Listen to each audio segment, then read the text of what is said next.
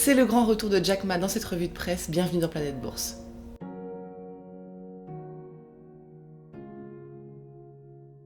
On commence avec l'Asie. Le Japon assiste à la naissance d'un nouveau géant.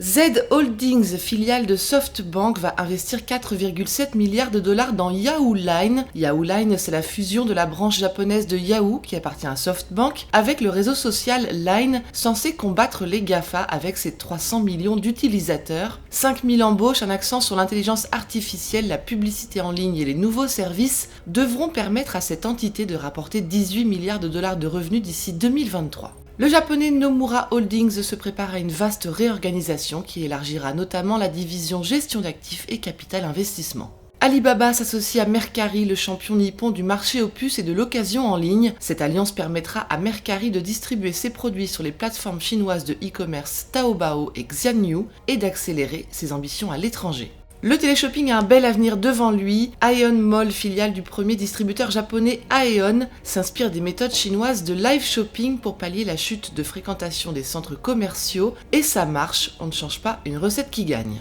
NIO, le challenger chinois de Tesla, dévoile une augmentation des ventes annuelles de 111%, mais une perte trimestrielle nette en hausse de 33%. Si le constructeur anticipe une croissance solide pour début 2021, il émet de sérieuses inquiétudes sur la pénurie de puces pour la suite. Et ça nous avait manqué, les aventures de Jack Ma reviennent en une des journaux. D'une part, les employés d'Ant Group sont mécontents de ne pas avoir pu monétiser leurs actions après l'annulation de la cotation du groupe et attendent des réponses précises des directeurs. D'autre part, on apprend qu'Alibaba, sous surveillance étroite de Pékin, a réduit de moitié ses investissements dans les startups, sa stratégie centrale. Et enfin, Ant Group fait de la résistance, la fintech rechigne à fournir à la banque centrale chinoise les données sur ses utilisateurs pour évaluer la solvabilité des consommateurs. Le Financial Times rappelle qu'Ant Group est le plus grand détenteur de données sur le crédit à la consommation en Chine.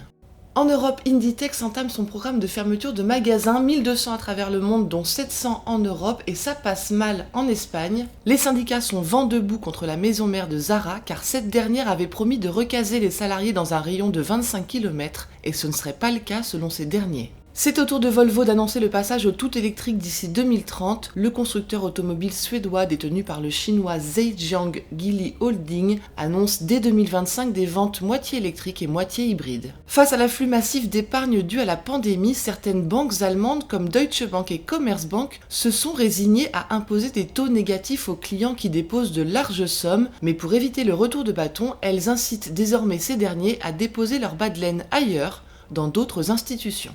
Aux États-Unis, après le sexisme et l'intimidation des salariés, Amazon est accusé de racisme systémique. Les personnes de couleur seraient embauchées à des postes inférieurs et promues plus lentement que les travailleurs blancs selon la plaignante. SK Innovation continue de contester la décision rendue par la justice américaine sur son différend avec LG Chem. Cette fois-ci, le Coréen en appelle directement à la Maison-Blanche en arguant de l'importance de son projet d'usine de batteries électriques pour Ford et Volkswagen.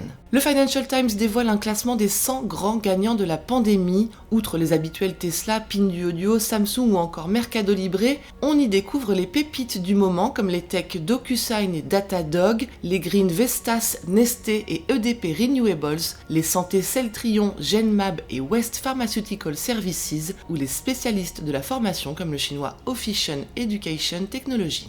Pour combattre l'hégémonie chinoise sur les terres rares, le canadien Neo Performance Materials et les américains Energy Fuels et Chemours Company dévoilent de nouvelles technologies pour extraire et produire des terres rares à partir de sable de monazite radioactif en garantissant la sécurité du procédé. Et une anecdote pour terminer, CNBC Finance nous apprend que la directrice de Nike pour l'Amérique du Nord a quitté le géant du sport après 25 ans de service car son fils de 19 ans achetait en masse des baskets en édition limitée pour les revendre grassement sur sa plateforme. Voilà ce qu'il fallait lire aujourd'hui sur les Unes du Monde. À demain.